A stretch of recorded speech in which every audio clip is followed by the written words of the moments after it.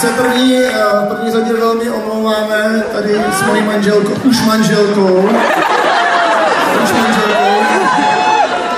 že jsme nepřišli dřív.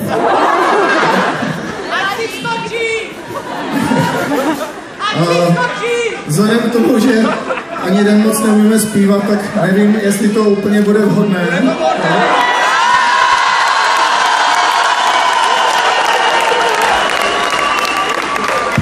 Kolik vás tady tak přibližně je?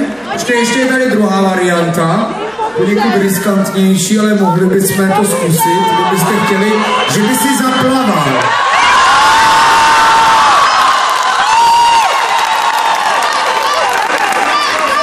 I přesto, že jsem měl 2 z hudební výchovy, radši zaspívat. A hned potom si zaplavu.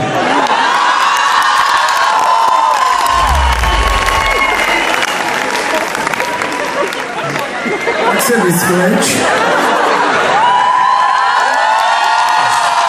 Jestli myslíte, jako na zpívání nebo na plavání.